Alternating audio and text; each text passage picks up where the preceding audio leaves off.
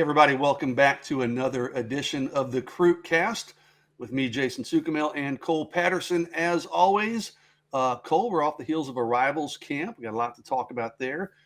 You and I were just talking off camera. I mean, you got a big state track meet coming up. I was telling you about some Vegas hijinks that I've got up my sleeve. I'm heading to Vegas for the weekend for a belated 50th birthday guys trip. So there will be some hijinks that I probably won't be able to tell on camera, but looking forward. Well, you'll be working at the track meet. I'll be cutting loose in Vegas with some. I'll be in the sun and you'll be gambling.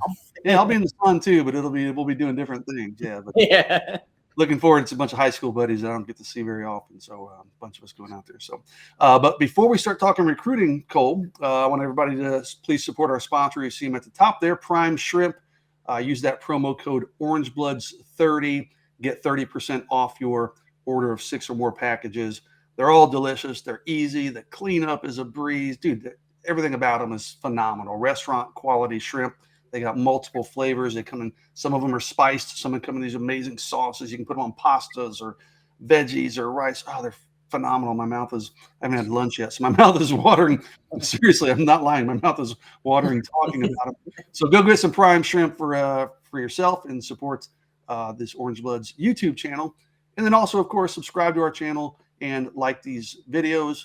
Get your notifications. Tell your friends, tell your relatives, hey, subscribe to this channel. Get your recruiting quick fixes from Jason and Cole each week. So, Cole, let's just dive right into it, man. Last weekend on Sunday, Rivals had its Rivals Camp Series event up in, they say Dallas, but it was actually in Coppell. You know what? Actually worked out wonderfully, man. I thought maybe you jinxed us last week. You were talking like, oh, it might storm. Dude, it was perfect weather. There was cloud cover. It wasn't too hot. It wasn't too cool. So just a great event overall. I've got like a list of guys on my monitor over here as I look to the side pulled up that I want to talk about. So I'm going to let you start, man. Just pick one guy that you talked to, one guy you watched, and maybe we'll just kind of bounce back and forth and we'll just kind of check these guys off the list. So who's on the top of your head today? Yeah, I just actually posted a story on him today on Orange Bloods. You can go read. Andrew Marsh, the 2025 wide receiver out of Katy, Jordan. Every time I see him, be it 7-on-7, a camp setting, wherever it is, he impresses, and that was more the same on Sunday. He won MVP honors for his position at wide receiver. He seemed to be obviously the best player there, winning MVP honors, but he everything he did, he's kind of stood out, from the route running, from catching passes, from how he looked warming up. He's just a big-time player. I was able to catch up with him about his recruitment. Him and Chris Jackson are continuing to build their relationship. He was down there in March when we were down there for the spring game. That was his first time talking to him in person. And ever since then, they've really hit it off. I think that's going to be a big recruitment. They're going to battle with the likes of OU, USC, LSU, those kind of programs. I do think Texas if they're not at the top, they're right there. I'm not sure I'd put anybody ahead of them. But yeah, he looked the part on Sunday and top 40 players. He kind of backed that up. Yeah, I didn't get to talk to Andrew. I knew you had already talked to him, so I didn't want to bug him. But I don't have anything new to say other than, like you said, great player. But what I love about Andrew Marsh, man, great kid too. He's just a pleasure to talk to when you get to see him and talk to him in person. So, yeah, really good player. And like you, he's been at Texas. He was at that junior day. He's been there before. Yeah, exactly. So I think Texas is in pretty good standing there. So you talked about Andrew Marsh. You just posted a story on him. I just posted a story on Red Oak defensive end Kamarian Morgan, the 2025 defensive end. Picked up a Texas offer just last week. He was at the camp, of course, and got to talk to Kamarian a little bit. He's going to be down in Austin on June 3rd for a summer camp. That'll be his first time down there to actually see the campus. He said he has family in Austin, so he's down in Austin quite a bit, but has not been to campus. So he's looking forward to that, kind of seeing the campus, seeing how things operate. He told me on a couple occasions, Cole, and I don't know if this is good news or kind of a running joke on Orange Bloods, that Texas was kind of the dreaded – he didn't say dream school. He didn't use that term, but he said Texas was his favorite team to watch growing up, which kind of sounds funny to hear that as an old guy. Like, dude, you're still growing up. You're like 16 years old. From me, trust me, partner, you're still growing up. But he said Texas was his favorite school growing up. But, long way to go with a lot of these guys, a 2025 guy. But He'll be in Austin, like I said, June 3rd. Pretty open, though. Doesn't have any other visits, but he's got a lot of big-time offers. And he said, I'm not really kind of cutting down my list at this point at all. But he said, hey, but Texas was a school. Me and my family were always watching them, always had them on TV and stuff. So I think Texas is in a good early position there. They'll get a chance to impress at that camp on June 3rd. And, then they're just going to keep chipping away over the course of his recruitment. Cole, I'll let you bounce it back to you. Who else you got on your mind, man? Yeah, I was just going to say Morgan's another player that always seems to impress. I've seen him in the game. I saw him. He was really good at the camp, too. Yeah, I saw him at the camp earlier this offseason. He kind of did the same stuff, won most of his reps. So it's good to see him do that again at Rivals camp. I'll stick at wide receiver, kind of guy that Texas hasn't offered just yet, but I think that's, it's going to be a formality in my opinion. That's, DeSoto wide receiver, Ethan Booby Feaster. Great nickname. He may have been the youngest guy the entire camp, class of 2027. I think you mentioned you didn't even realize he was still in 8th grade when you were talking. Yeah, dude. First off, he doesn't look like he's in 8th grade. Now, I knew he was young, but I don't know why I didn't process that he's still in 8th grade. Mm-hmm. And I was talking about offers and things. I said, hey, are any of them? I said, I know it's early, but are any of them standing out? He goes, not really. I'm still in 8th grade. I was like, whoa. I did like a double take. I'm like, I don't know why I was not processing that he's still in 8th grade. Mm-hmm. Doesn't look like it. Doesn't play like it. Doesn't act like it, man. I've got kids who've been 8th graders and now are in high school, and they weren't nearly as mature as Booby Feaster. And really, really nice kid. Really enjoyed talking to him. That kid's a stud, man. I'm sorry, don't mean to cut you off, but that kid's phenomenal. Yeah, but go ahead. I'm sorry. Let you jump back. Oh, yeah. No, that's kind of what I was going to say. He was a good kid, had a good head on his shoulders. Definitely is not lacking any kind of confidence. He was from trash talking to telling us that he thinks it could be better than Jonte Cook. Everything how he carries himself, he's very confident. It's not really cockiness. He's just kind of believes in his abilities, and he backed that up again. They gave him the gold ball, kind of the runner-up MVP award, I guess, at wide receiver, and for good reason. There's some talk from people there at the camp that he may have been the best receiver at the camp, which speaks volumes about his performance. Told me he'll be down at Texas in the summer, and kind of said he does expect to pick up that offer. I wouldn't be surprised if Texas does offer him once he's down on campus. He's close to Jonte Cook. He knows Trey Weisner pretty well as well. So, way too early to make any kind of predictions. But, I think Texas, once they do offer, he's a guy to continue to monitor and watch as his high school career progresses. Yeah, listen, that kid's getting a Texas offer. It's just a matter of when, right? And probably sooner rather than later. Just to show up at that camp as an 8th grader, it shows. You got to be confident, dude. He's going against juniors and seniors and in some instances. So to show up as an 8th grader, show up and more than hold his own, right? Kudos to Booby Feaster. Big fan of his. I will talk to staying on the board with that. You could get a lot of NIL money with Booby Feaster. Man, he's already a legend on Orange Blood's Q&A this week, and everybody's like, all I want to hear about is Booby Feaster. Tell me about Booby Feaster. I'm like, I know you're saying that tongue in cheek, but here's a little Booby Feaster up there. Like Jonte, still young, long way to go. The guy that maybe I came away with maybe the biggest talking point from that camp, maybe we're burying the lead here a little bit, but Michael Fasusi, the Louisville offensive lineman, we both were there. We saw him at Under Armour camp. I think it was March. I don't remember when that was. And dude, he dominated there. Yeah. He comes to the Rivals camp, dominates at the Rivals camp. Offensive line MVP. And the big news there, Cole, he's going to be in Austin on Friday just for an unofficial visit, coming in with his family. You'll be down there at the track meet. So, I may have to pawn that one off on you, see if you can track him down, run into him, meet up with him if he's on campus, maybe have him, see if you can meet him outside the football offices or something for a quick update. But he's pretty open, likes Texas a lot, likes Kyle Flood. Sark's been working on him. Just in talking to him, though, a couple times, I get the impression that Texas is playing catch up. I think everybody's playing catch up to Oklahoma right now. Louisville has strong Oklahoma ties. They seem to send guys there. But he's just kind of enamored with OU. He's already been there. I asked him where else he's going to visit besides Texas this spring and summer. He's like, Oklahoma for sure. I'll be back at Oklahoma, he said. And then he mentioned a couple out-of-state schools that he wants to go visit. So, Oklahoma's done a good job there early. Texas has its chance on Friday to really impress him and his family. But man, just a phenomenal player. Like, it was so funny. Like, I tweeted on Sunday, I said, hey, I've watched Michael Fasusi at Under Armour camp and now at Rivals camp. And I wasn't exaggerating. I said, I have not seen him lose a single rep.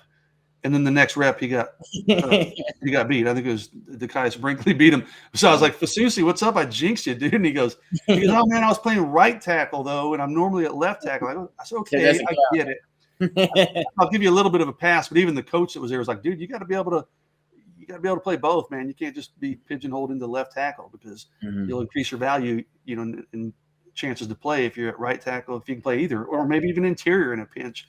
And, Michael was like, yeah, you're right. I get it. But yeah, he's like, oh, I shouldn't be at right tackle. That's the only reason that guy got me. I was like, all right, dude, I'll give you a little bit of a pass on that, but just a phenomenal player. And Texas will host him on Friday. So, all right, Cole, batter up. Who you got? I guess who you just mentioned, Decaius Brinkley. I was able to talk to him before the camp. He almost competed the camp from start to finish. He was talking to me about maybe doing some D-line and then staying for the second session, doing some linebacker. He ended up not doing that, but he looked the part at D-line. Like you said, he won that rep, which obviously stands out. His recruitment's kind of interesting to follow. He doesn't really have any visits set in stone, hasn't been on any campuses in quite some time. But he does like Texas, Texas A&M, Oklahoma. He also mentioned Kansas is also involved in his recruitment. But so it'll be interesting to see where he ends up visiting. I know he said he would like to visit Texas and kind of see those programs that are in the mix, but nothing set in stone. A guy that could play outside linebacker, rush off the edge. He'll be playing at Katy for his senior season. So definitely a guy to watch in the 24 class. Yeah, the most interesting thing with Decaius, I talked to him as well. He's just really not that invested in the recruiting process. Yeah. Like you said, he hasn't visited anywhere since last summer.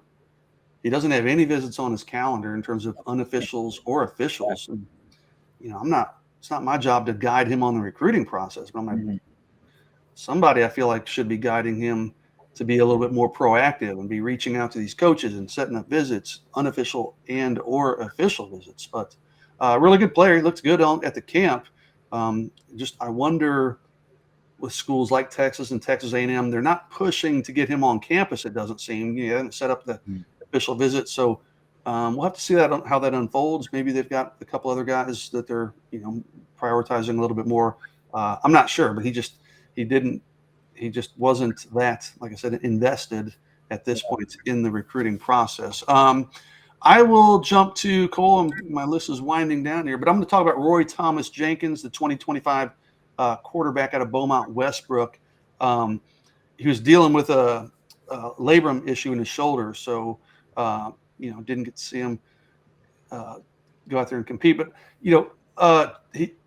I asked him. I said, "Hey, man, I hadn't really heard much about him in Texas. I mean, looking at his profile, he's got quite a few offers. I mean, A&M's offered him. Yeah, Virginia Tech just did, and they've been by Texas Tech. He said A&M, Pittsburgh, Penn State. So Houston, he's got some pretty good offers, but Texas hasn't offered yet. But he said, "Hey, man, I've been in touch with Texas quite a bit. Sark actually came by and talked to him. Coach A.J. Milwee, the quarterback coach, is going to go by in the next week or two, he thought. And, you can't really talk to those dudes when they're there, but they're showing an interest. They've been talking to him on the phone. They want to get him on campus for a visit.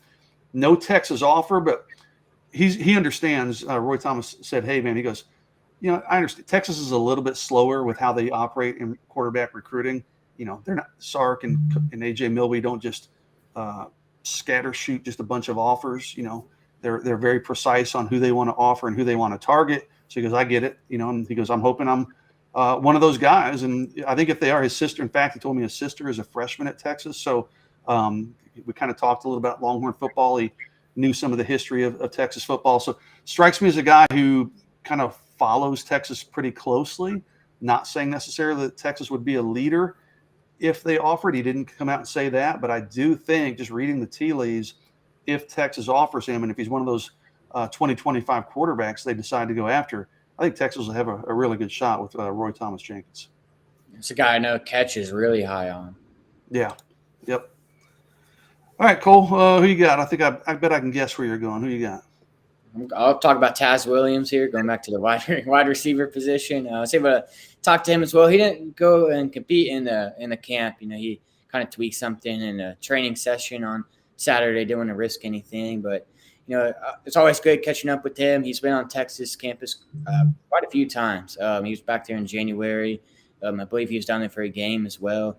But the staff finally offered him a scholarship offer right after they offered his teammate, who we just talked about. So just him talking about that offer, he said it caught his attention. It's pretty big for him, he admitted. He likes Chris Jackson, knows his track record in the NFL.